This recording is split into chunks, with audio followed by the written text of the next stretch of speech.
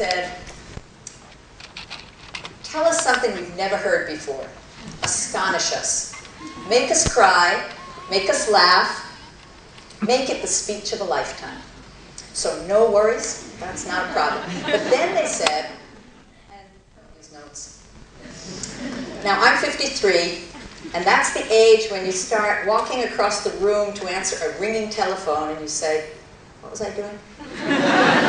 So I'm not going to be able to do without my notes. Sorry. But it's not a problem, because I work in the field of special needs. And we specialize in people who have problems. We have all kinds of solutions for them. We're the folks who brought you the wheelchair, the hearing aid, eyeglasses, those you all know about. But we're also the people who brought you that line that we paint down the highway that tells you that's your side and that's my side. We're the people who brought you tampons, who brought you memo pads, lists. I'm checking my list right here. Alarm clocks. Spell check. So I brought my notes, and I'm going to put them right over here as a very welcome crutch. Oh my God, there's a bottle of water here.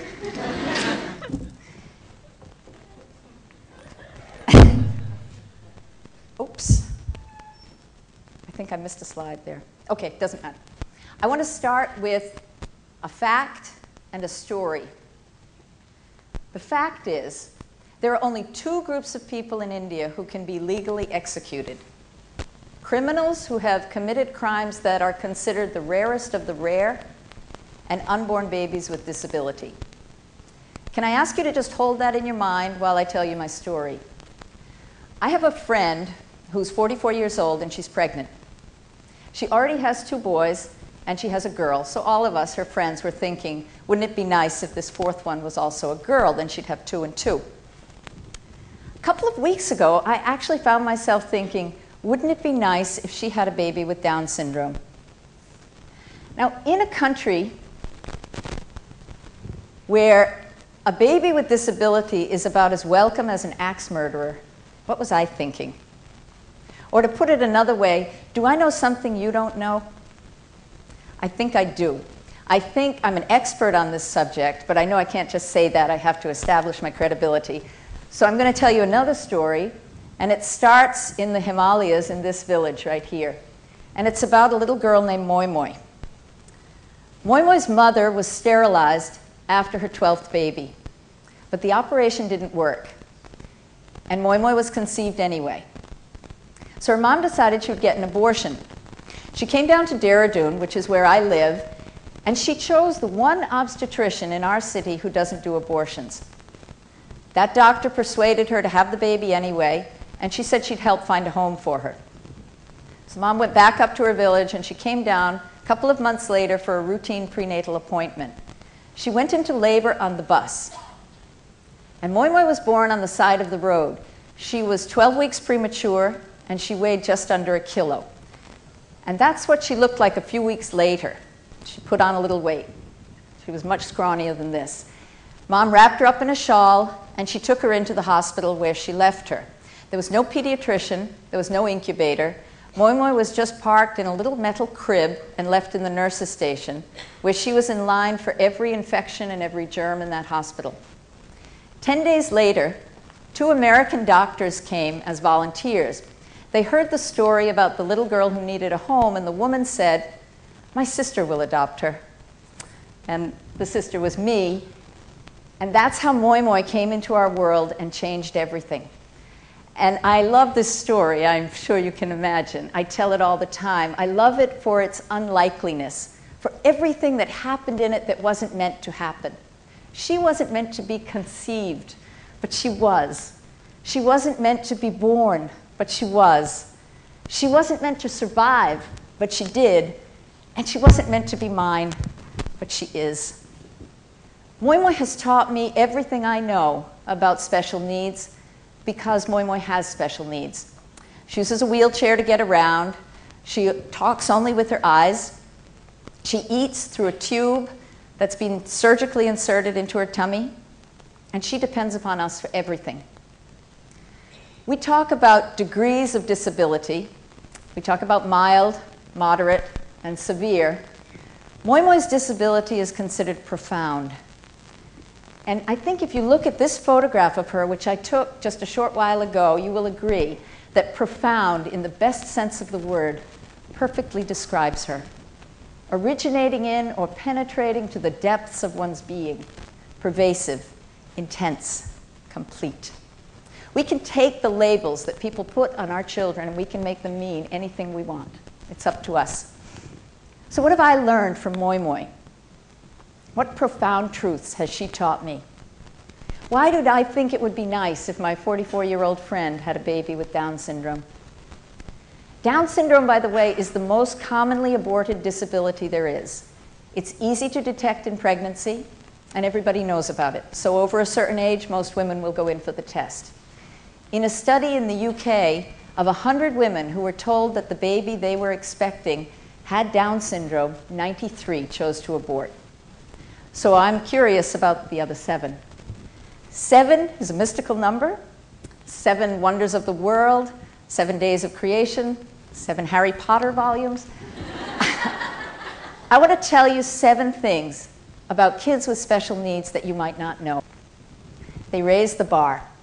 A lot of parents are worried about bringing children with special needs into mainstream schools. They're afraid that the teacher is going to be too busy taking care of that kid with problems, and she's not going to have the time or the attention to work with the gifted or the typical kids. In fact, the reverse is true. A teacher who is capable of dealing with a kid with special needs is, by definition, a more creative, more resourceful teacher. She's got more tricks in her bag. The first thing she understands is kids don't fit into boxes. And don't we all know that as parents?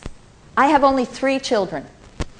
They are as different as night and day and night again. I can't treat them the same way. It doesn't work. Yet we expect that when there are 40 or 50 or 60 in one classroom, they're suddenly going to all learn the same way. This teacher knows better. She knows about a multisensory approach. She knows about activity-based learning, and our kids raise the bar. They change the story.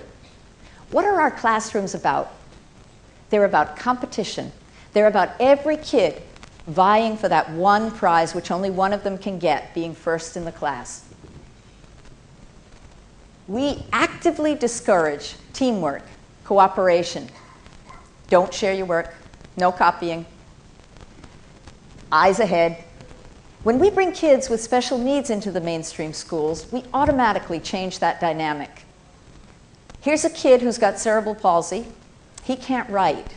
So the kid next to him has to take notes for him. Obviously, they're going to talk in the process.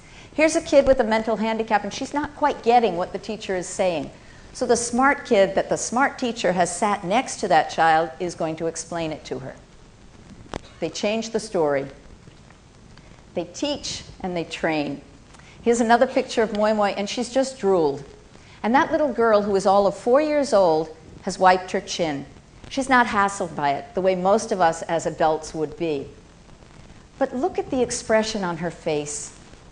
What do you see there? I see compassion, respect, regard, tenderness. Isn't that the expression that you want to see on the face of the doctor or the nurse who's helping you deliver a baby? Isn't that the expression you want to see on the face of a friend when you've just lost someone you love and you're looking for comfort? Isn't that what we send our kids to school for, or should be? We want them to grow up and be good human beings, people with compassion, people with tenderness, people with empathy. Kids with special needs evoke those things in us because their needs are so obvious. They bring out the best in us. But they're not just passive inspirations for our good behavior. They also actively contribute to the learning environment. Here's a kid with Down syndrome. He's in a dance class, thoroughly enjoying himself, listening to the teacher, who's an older child, by the way, modeling, following what she's doing, but then look what happens. Who takes the lead? Who is exhibiting abandon, joy, delight in the moment? They teach and they train. They slow us down. They need us to take a hard job like buttoning a shirt or reading a sentence and break it up for them into little chunks so that they can manage each one. And then we learn to do that with the hard jobs in our own lives. We get so overwhelmed by the enormity of the tasks that we set for ourselves that we forget this strategy. We are writing a book. We have to do it all today. We're trying to make a marriage work. We're giving a TED talk. These kids remind us we don't have to do it all today. They slow us down, and they raise us up. There is something magical about working with children who struggle, children for whom things are difficult, for whom every victory is a hard-won victory. When we get to participate in that process, we get to join in the joy of that victory. And they cut the crap. I had a little fight with my husband on the phone the other day, and I was feeling really bad about it. And I went to bed, and it kept me awake, and I woke up in the morning, and I was determined I was not going to call him because he was wrong and I was right. And then I looked again at this photograph, and look at that kid. Look at the arch of his neck. Look at how hard he is trying to get my attention, take this photograph, and right after I took it, he wanted to say something, and it was so important to him to say it. And he didn't mind that he drooled the whole time he was talking to me because he wanted to speak what was on his mind. And I look at that and I think about my idiotic obsessions about who thinks what of me and who was right and who was wrong. And I say, oh, Joe, cut the crap. And finally, they remind us who we are. We are human beings, and we share in the human condition. We have weaknesses, we have vulnerabilities, we need each other. Kids with special needs remind us of that all the time. Their needs are so obvious, they can't hide them the way we think we can. Our vulnerabilities, our weaknesses and limitations, we try and keep them under wraps, pretend we're in control. Today, I'm wiping her bottom. 20 years from now, 25 years from now, maybe sooner, who knows, somebody may be doing that for me. And it's important to remember that. The circle keeps going around, and they remind us of it. And after 7 comes 8. Another mystical number, eternity. It just keeps doubling back on itself, and that's what we don't know. What would the world be like without disability, without special needs? We think we'd like to find out. But remember the old proverb, beware what you wish for. We can learn from a parallel struggle. What would the world be like without little girls? Individual women faced with an individual crisis, knowing they're expecting a girl when it's a boy that they're after, made individual decisions to abort their daughters in sex-selective abortion, female feticide. They had no idea when they made their individual decisions that millions of women all over Asia, in India, in China, and in many other countries were doing the same thing. All those individual decisions collectively have done something unbelievable. They have changed the sex ratio, an immutable law of nature, which we couldn't imagine could be tampered with, and yet it has. And the cataclysmic social change that is upon us as a result, we're only beginning to see. Those women were not actually making choices. They were responding to a world that doesn't value girls, a world that doesn't want girls. And the feminist prescription is not just to ban sex-selective abortion, although that's important. It's to change the world. It's to make a world where every girl is as welcome as every boy. Now, the leap from sex-selective abortion to ability-selective abortion may seem tenuous to you, but it's not. It's black and white, and it's the same thing. Those 93 women who chose to get rid of their baby with Down syndrome were reacting to a world that treats disability like a capital crime. 7 women said, not my baby. It's the world that has to change. Because they understood something fundamental. It wasn't just about that baby. It's a much larger issue than that. If we can't take care of this kid, look at that kid, cute as a button and as light as a feather. If we can't take care of this kid, do we really think that we can take care of our elderly parents who each weigh 150 pounds and have very strong opinions about everything? Do we really think that we can take care of the wounded war vet who comes back with no legs and a heart full of rage? Do we really think that we can face it ourselves if we step off the curb with our lives all ahead of us and get hit by a car and are suddenly bedridden for the rest of our lives. It's like thinking you're ready to run a marathon when you can't even walk to the corner store to get your milk. It's not happening. We're here to talk about transforming education. Has it not yet occurred to us that our schools are the way they are because they're based on exclusion? On me doing better than you? On my success depending on your failure? We're not really interested in creating a community of learners because we're too busy keeping children out. Can you speak English? Can you pay the fees? Are you ready to learn the way I'm going to teach? Because I'm not going to change the way I teach. What kind of a school is that? Where's the fun? Where's the passion? Where's the poetry? Where are those shining eyes? I heard a great TED talk by a guy named Benjamin Zander who talks about the responsibility of every teacher to waken the lights in children's eyes, to make them sparkle. Are we doing that? I think we're looking in the wrong direction for our inspiration, for our leadership. I'm going to show you a very quick film which speaks to that.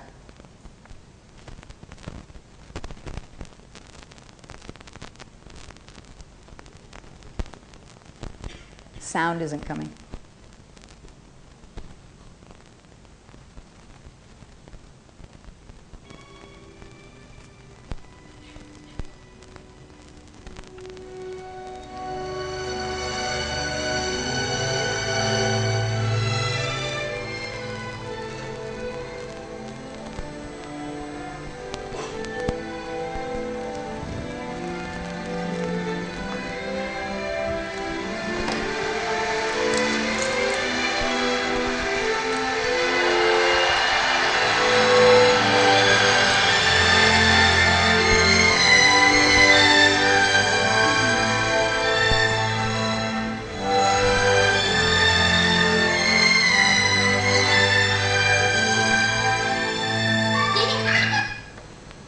Great film, no?